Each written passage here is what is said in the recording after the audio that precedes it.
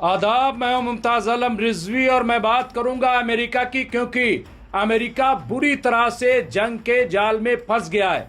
और वो एक नहीं, दो दो तीन तीन महाज पे अमेरिका फंसा हुआ है और इसके जिम्मेदार सीधे सीधे डोनाल्ड ट्रंप को अब माना जा रहा है। हालांकि इससे पहले की हुकूमतें भी जिम्मेदार हैं, लेकिन फिलहाल जो है डोनाल्ड ट्रंप बुरी तरह से फंसे हुए हैं।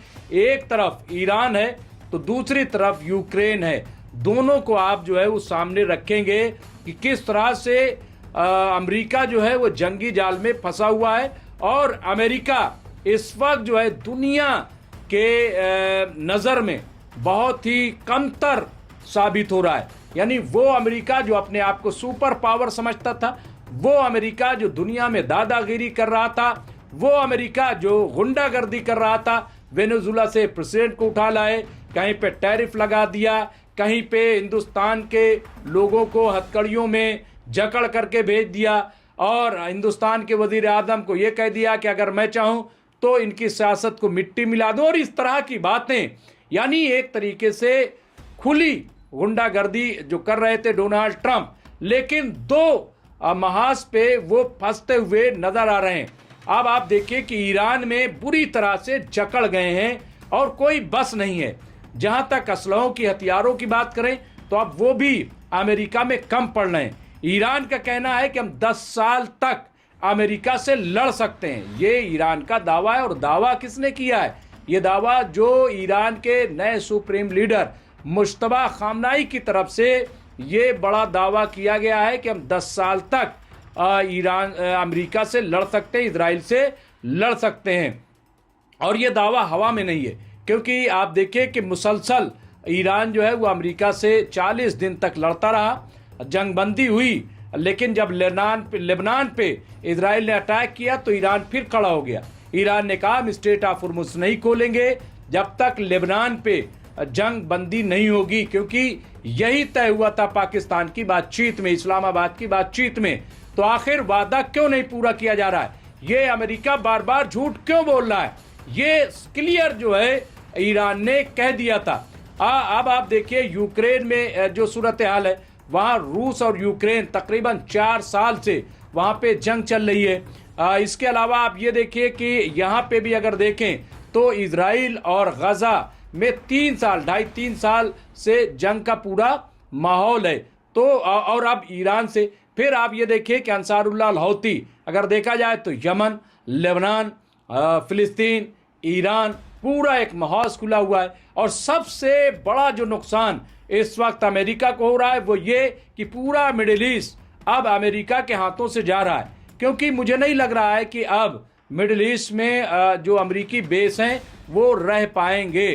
क्योंकि आप देखिए अभी जो खबर है मिस्र से, यानी सीरिया से जो है वो अमेरिकी बेस खाली हो गया है, वहाँ से अमेरिकी बेस जा रहा है, नंबर 1।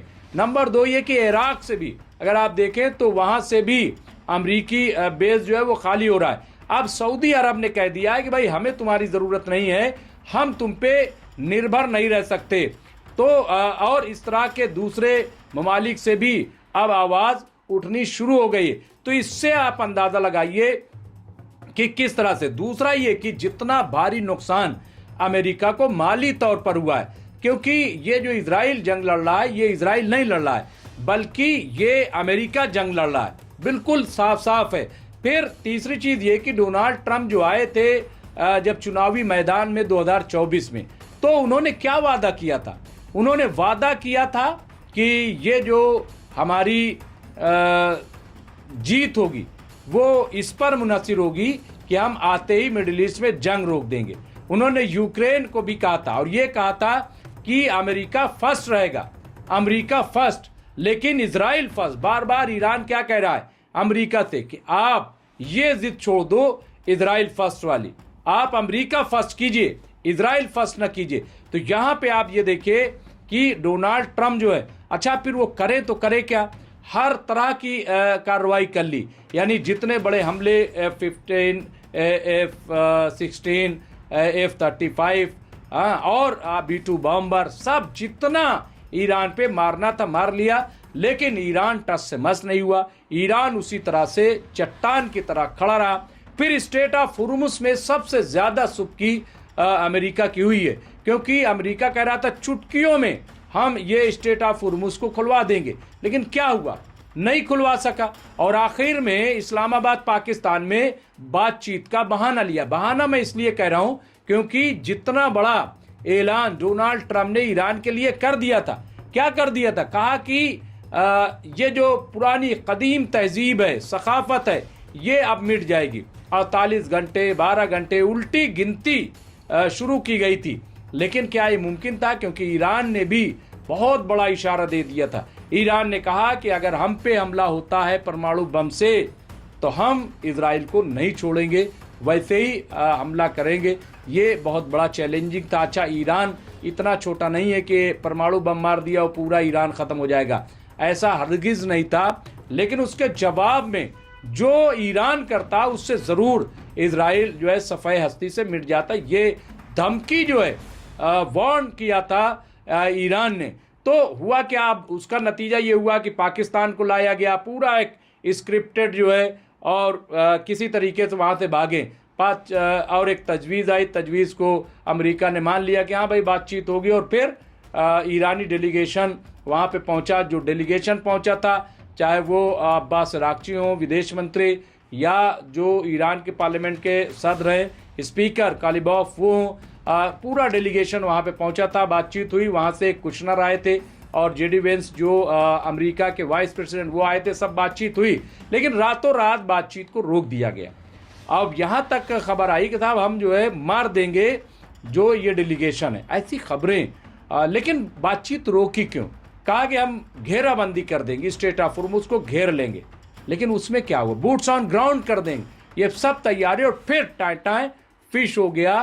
फिर अमेरिका को मुंह की खानी पड़ी और ईरान उसी पर अड़ा रहा कि लेबनान पे जंगबंदी करो।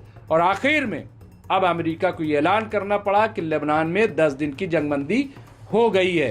तो ये आप देखिए कि इतना सुपर पावर बन रहा है। और इसका असर मैं आपको बता दूं, जो बड़े बड़े हथियारों की बात अमेरिका करता था, दुनिया की सबसे 99 देशों को सप्लाई करता है हथियार अमेरिका, 99 देशों को। लेकिन आज जो ईरान ने हालत की, अब ईरान के साथ देखिए बिल्कुल सही है कि नॉर्थ कोरिया भी खड़ा है, रूस भी खड़ा है और चीन भी खड़ा है। और चीन के ऑयल टैंकर को रोकना इतना आसान नहीं था। तो बहरहाल कुल मिलाकर के ये हथियारों की जो तजारत है, मैंने कई तुकबंदी की थी कि अमेरिका को जंग से प्यार है क्योंकि इनकी तजारत हथियार है। अब यहाँ पे आप देखिए बिल्कुल क्लियर कट है कि इनके जो हथियारों की तजारत है उस पर असर पड़ेगा। और मुझे ऐसा लग रहा है कि अब चीन और ईरान ये सब मिल करके अब एक न्यू वर्ल्ड ऑर्डर को तश्कील दे रहे हैं। न्यू वर्ल्ड ऑर्डर आएगा और डॉलर भी मेरे ख्याल से अब बहुत दिनों तक दुनिया पे हुकूमत नहीं कर पाएगा। तो ये जंगी जाल में एक तरीके से अमेरिका पूरी बुरी तरह से फंस गया है। और 2 महाज, जैसा कि मैंने कहा कि बल्कि 3 भी अगर कह ले, वो हम फिलिस्तीन को भी इसमें शामिल कर सकते हैं। तो आप ये देखिए कि ईरान और यूक्रेन ये ख़ास तौर से है। अब देखना ये होगा कि क्या इससे डोनाल्ड ट्रंप बाहर निकल सकते हैं या फिर अपना तख्ता पलट वो देखेंगे। मिड टर्म चुनाव भी आ रहा है, नवंबर में होना है, तो उसमें इनके क्या होगा। लेकिन उससे पहले भी, क्योंकि अमेरिका के अंदर बहुत बड़ा प्रोटेस्ट हो रहा है, अभी न्यूयॉर्क के अंदर बहुत बड़ा प्रोटेस्ट हुआ है, पुलिस और लोगों के बीच में झड़पें भी हुई। तो ये हालात हैं। बहरहाल जो भी इस सिलसिले में और भी अपडेट होगी वो हम आपको अपडेट देते रहेंगे। देखते रहिए MMC न्यूज़ इंडिया। बहुत बहुत शुक्रिया।